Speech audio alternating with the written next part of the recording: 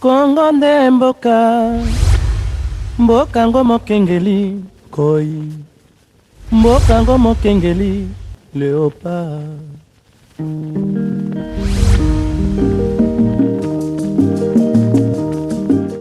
Ok, bandi ya masolo ya Congo leto memebino monsieur Héritier Wezo oya association de lutte contre la violence des valeurs de la femme et d'enfants azali pe vice-président ya chargé d'élaboration des projets. Nayeto sur la mayo etali actualité ya mboka après Covid-19 et avant Covid-19 bote mana mboka. Mbote mingi ndeko nangai journaliste.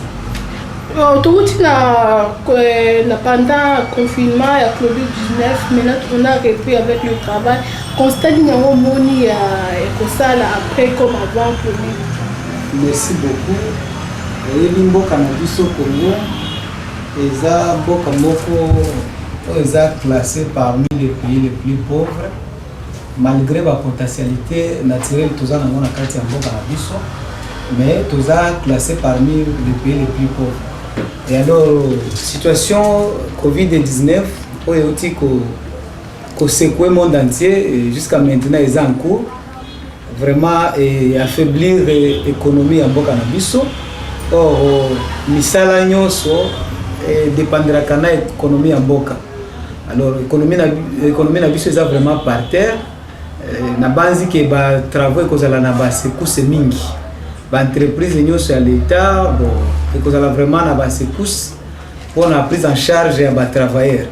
Parce que si tu depuis la pauvreté, vraiment tout ça, il faut total la commande pour matisa. L'économie en Boka-Nabiso et puis l'économie on a derrière toujours le travail. Bao bazo sala misala na entreprise à l'État, bao bazo sala na organisation non gouvernementale. Bangonyo so ba bengami kosala vraiment pour l'intérêt en Boka pour total à ce qui tokoki ko se positionner na oeza vision ya constitution en Boka na biso ndenge zo senga biso nyoso ko tia loboko pour total à ce qui ko OK, moi na Boka ya Héritier le konuni ngo tokoki ko sala pour bidier donc économie en Boka emata to comme appelle quoi ba Boka miso. Bon, et là, on ça les akaka, ils sont d'habitude la très sérieux. Dans ma campagne sur tout ça, chaque Congolais ici kaza placé, il faut la très sérieux et puis il faut la bolingo pour Namboka. Aïeba kiaza na kati ya mboka où ils sont parmi les pays les plus pauvres du monde. Aïeba kiaza na kati ya mboka où ils sont la canabitumba chaque jour na este kuna batu bazo kufa. Aïeba kiaza na kati ya mboka où violence ils sont salema donc le col la prière et à notre Père qui est aussi.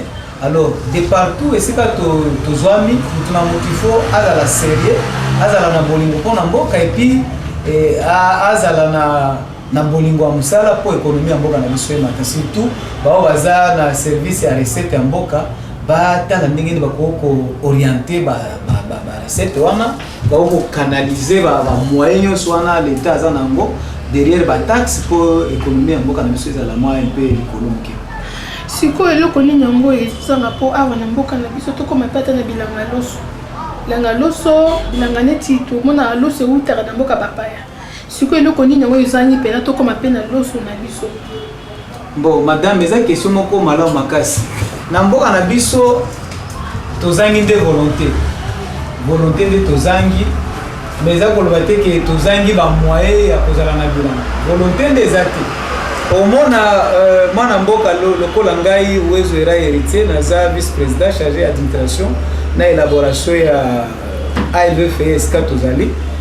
Bon nakosala moi projet moko boye pona zuama financement. Tant financement na ekozwama uliena banda kosalela oyo ngana lingaki to sala nango ekomi ya komema famille nanga na poto ekomi ya kolukaba kosomba ba parcelle et puis makambo nyonso eza intérêt ya mboka toti yango na Mamupanzi. Et l'autre chose c'est que biso bilanga na kati ya mboka oyo yango wana. Volonté des athées. Na bolingo ya mboka tulingi mboka na biso te. Tulingi ko senga chaque jour. Si ko volonté ezate pas ba na mboka ba citoyen to ezate n'était pas ba konja mboka. Bon. Merci beaucoup.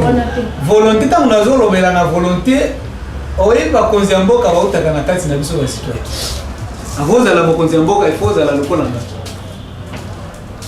ntango kozala lokola nga bo peuple akozala na confiance na yo apesi yo mwa pouvoir apesi yo mwa mandat sikoyo volonté ezobanda nano na population parce que soki omoni moto azokamba bien te il faut pour manifester olakisa ke no motu tel na telle place azali tozomona ntina na ye te donc volonté eza vraiment répartie na des niveaux wana à travers biso population et à travers bagestionnaire na biso bao baza na signature ya suka mpona gestion ya mboka na biso donc tokosenga surtout na bango baza liboso bazala vraiment na bolingo ya mboka basala mpona mboka basala mpona basi na bango na bana na bango te bayebake baza na base eza biso bavulnérable biso population tozosouffrir soki oza placé quelque part il faut kosala mpona intérêt ya mboka. Ok, moi, Namboka Héritier Wizo, OZAP membre de l'association de lutte contre la violence et les valeurs de la femme et l'enfant. Kuna bolobela nini penza. Merci beaucoup. Et pas na biso tozana encadrement ya femmes et enfants abandonnés pour tout assurer paix durable na développement mboka na biso. Donc ceux qui moi c'est encadré te, ceux qui moi naza encadré te, ils ont moi pas si tout le développement mboka.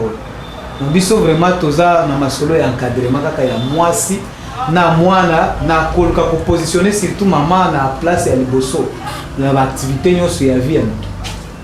Siko bozala kanina ba filmer basé belé na mboka na biso basi ya maboma bazape belé babota omoni mwasi azana zemi amuta liboma mais la situation mboka na biso awa bien te azola ntela ba mai ba mbule ezobetela au moins ba super ba moi kaza zemi ba epe ba violer comme nous bossa la ndenge.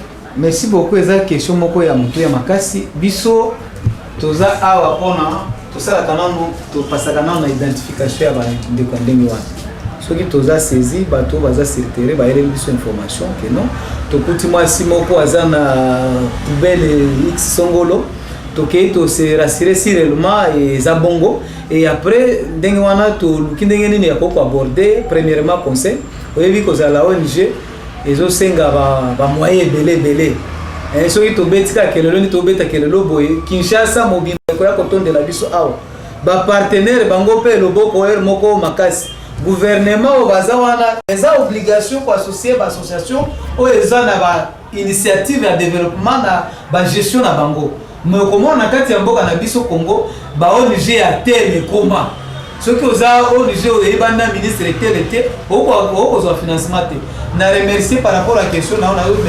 remercier UNESCO à travers commission nationale oyo ba participer ki na activité na biso ba se décider ko recommander secrétaire général ya secrétaire permanent ya nani ya club ya UNESCO ko zwa biso comme club ya UNESCO pour ba projet na biso ezala na moi valeur ezala prise en considération derrière projet ya gratuité de l'enseignement oui biso ndi bakolo gratuité enseignement na kati ya mboka na biso toza représenté dans les 26 provinces de 50 pays du monde tozo mobiliser mbongo pour enseignants va gréver les sous-soutés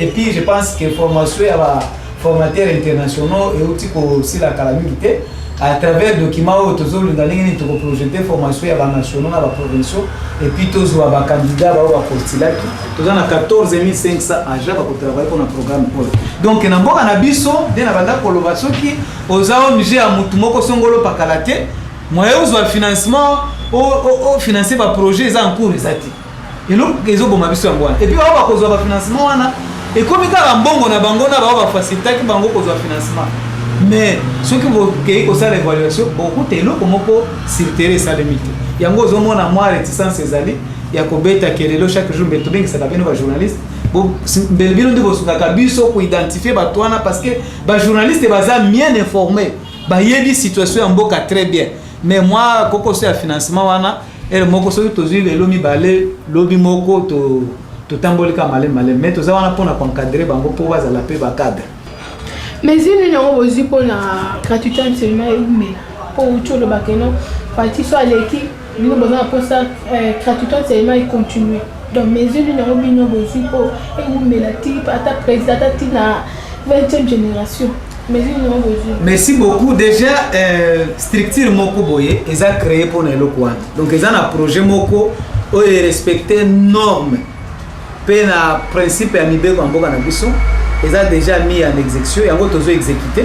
Ils ont spécifié à conformer aux formateurs internationaux.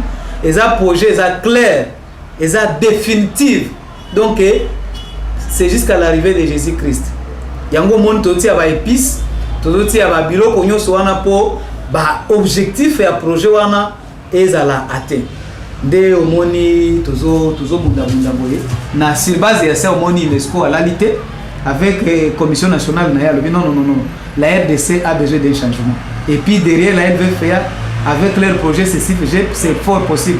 Parce que les projets à Liboso, ils sont durables. Donc, Banamboka, nous sommes vraiment Bengami. Pour soutenir l'initiative de la Boye, mais tu vas soutenir les Amaramakass, qui sont vraiment pour ça, la Ponangoko, et la Bongo Libela, et pourquoi pas aussi tout tout à l'heure, où est allé qui m'a comme justice entre la sénatrice Bijungoya, la présidente Sénat, c'est Alexis Tambouemouamba. Tout le monde qui peut soutenir madame la sénatrice Bijungoya, qui peut porter plainte. Si vous avez une question, eza question moko ya mutu ya makasi. Madame, oyebi ke soki plainte ya soki dossier ya Bijungoya ezolobama na Congo, soki bazoloba Tambouemouamba baza na dossier judiciaire, c'est derrière la LVFA. ALVFA aussi la pone à renommée à Mutumoko Songolo Pakalate, mais aussi la pone à intérêt à peuple congolais. Toza la seule association où il va déposer plainte dans la justice, et puis toza la toza fidèle et pas la justice na biso, ba sénateur bazana vacances parlementaires, na banzi procureur général près la cour de cassation, aza mobile moko ayebi mibeko très bien. Azola de la plainte on a très bien et puis na base que justice est s'est prononcé par rapport à plainte on. Pour sûr que maintenant il nous a procès en tout cas nazo douter makasi parce que bon tous en a quatre état de droit. Tous en a quatre état de droit et ça sous époque il y a intimidation il faut bazo boma batu parce que bazo défendre le droit batu sous. Bilo ko ane ici tous en a confiance makasi na justice ya mboka na biso. Tous en a confiance makasi na justice mboka na biso surtout que bobo sani biso nyonso te bino nyonso te que lobby basali ngoika sanji justice mboka etie moi libanda pour ba réhabiliter nani Gabriel Moke na droit na ye et ben du coup tuna conflit na kati ya famille ya ngoika sanji na première dame de la République et communauté dossier politique pour tes dossier purement judiciaire. Donc tous en a confiance makasi na justice mboka na biso to yebi que so Alexis Tambouemouamba Aza au cadre au magistrat, Aza ministre, ancien ministre de la justice, Aza président, premier président du Sénat, à se mettre, donc à se conformer à norme conformément à donc il faut réparer kaka. Il faut justice et ça s'il faut les condamner, s'il faut donc il faut vraiment à se comporter dengue mipeko ya mboka na biso konga nani Congo ezo senga. Mais moi mboka Alexis Tambouemouamba senga ki madame Bijou pardon en pleine plénière mais là qui coûte bouquet à fleurs si ko bino pona ni yango besoin de terrasser te comment tant que ba mo dia ba senga na yeba madame oti oyebi ozotu na question moko et puis singa lisusu na posa ya koloba ndeko nanga mwana ya nani ya ngoika sanji aseki pardon na top Congo FM et pas ya Denise Nyakeru première dame de la République et puis et pas ya ba maman nyonso bazana kati ya mboka na biso Congo oyebi lo soki muto a passé aux aveux na droit wala makango passé aux aveux c'est le moko ya makasi Tambouemouamba il a passé aux aveux il a reconnu ba faute ya salaki alors loi elobini mibeko mboka na biso elobini so y mutu reconnaître ba faute na mibeko mboka elobini il faut réparer et puis conformément à la loi c'est pas qu'on réparer à l'amiable en dehors de justice non bon maman il faut justice à la convaincu que moi réparation moko boye et salemi pour la faveur non seulement ya Bijungoya mais pour na biso pe statut na biso eza écrasé eza foulé à pied par Tambo Mamba. Non seulement statut à origine à biso. À saboter yango. À saboter yango ceux qui ont tangi plainte na biso wana procureur général ici kazali na kati ya bureau na ye. Azotala ba infraction oyo Tambo Mamba consommateur. Et puis azomona gravité ba peine oyo Tambo Mamba il faut subir. C'est ça un état de droit. Les problématique parce qu'il y a un président et un Sénat pour protéger, pour y avoir des billes. Donc, on a tout le monde qui est mais ils n'ont pas si pour parce qu'il y a un président, il faut pas lever. Madame, on a un candidat. Ils n'ont pas si pour c'est que tout le monde a un Congo. Donc, il y a ceux qui ont l'équipe président et un Sénat au Congo. Ils ont bon.